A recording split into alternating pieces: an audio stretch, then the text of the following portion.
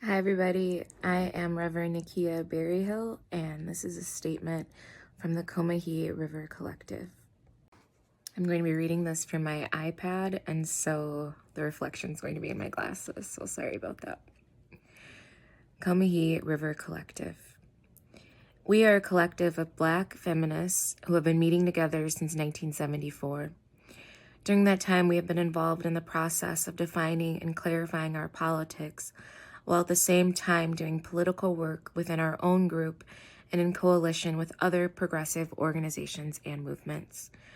The most general statement of our politics at the present time would be that we are actively committed to struggling against racial, sexual, heterosexual, and class oppression, and see as our particular task the development of integrated analysis and practice based upon the fact that the major systems of oppression are interlocking.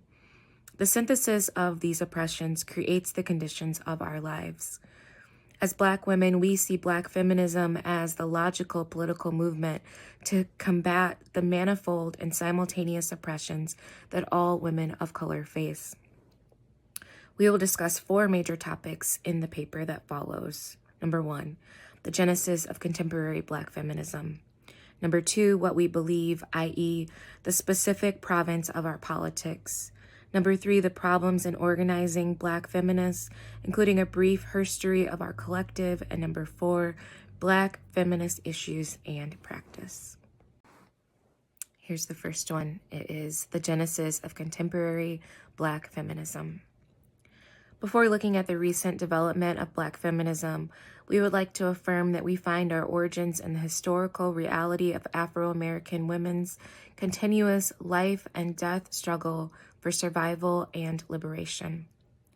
Black women's extremely negative relationship to the American political system, a system of white male rule, has always been determined by our membership in 2 oppressed racial and sexual castes. As Angela Davis points out in Reflections on the Black woman's role in the community of slaves, Black women have always embodied, if only in their physical manifestation, an adversary stance to white male rule, and have actively resisted its inroads upon them and their communities in both dramatic and subtle ways. There have always been Black women activists, some known, like Sojourner Truth, Harriet Tubman, Frances E.W. Harper, Ida B. Wells, Barnett, and Mary Church Terrell, and thousands upon thousands unknown, who have had a shared awareness of how their sexual identity combined with their racial identity to make their whole life situation and the focus of their political struggles unique. Contemporary Black feminism is the outgrowth of countless generations of personal sacrifice, militancy, and work by our mothers and sisters. A Black feminist presence has evolved most obviously in connection with the second wave of the American women's movement beginning in the late 1960s. Black, other third world, and working women have been involved in the feminist movement from its start, but both outside reactionary forces and racism and elitists within the movement itself have served to obscure our participation. In 1973, Black feminists, primarily located in New York, felt the necessity of forming a separate Black feminist group. This became the National Black Feminist Organization, NBFO. Black feminist politics also have an obvious connection to movements for Black liberation, particularly those of the 1960s and 1970s.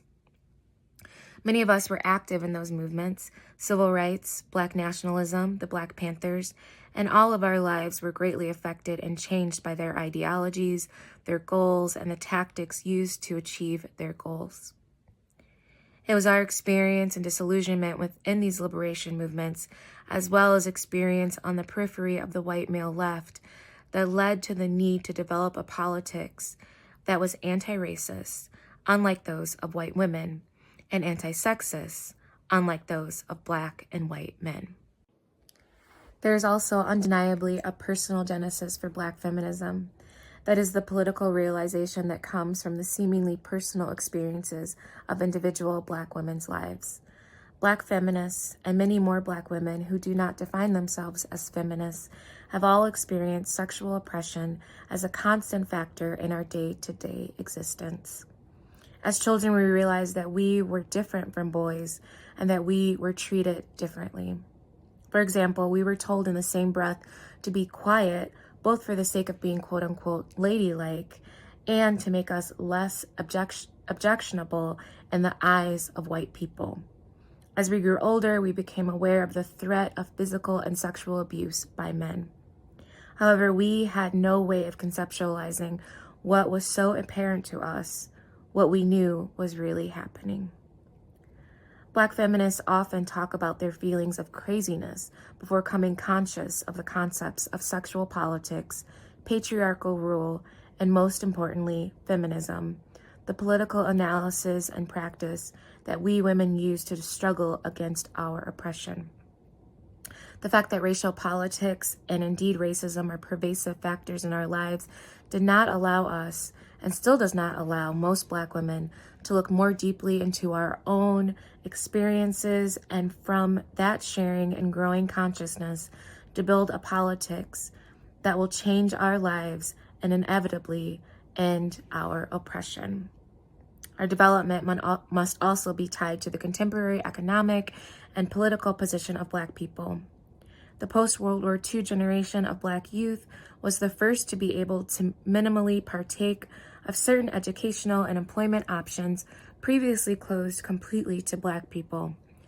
Although our economic position is still at the very bottom of the American capitalist economy, a handful of us have been able to gain certain tools as a result of tokenism in education and employment, which potentially enable us to more effectively fight our oppression. A combined anti-racist and anti-sexist position drew us together initially, and as we developed politically, we addressed ourselves to heterosexism and economic oppression under capitalism.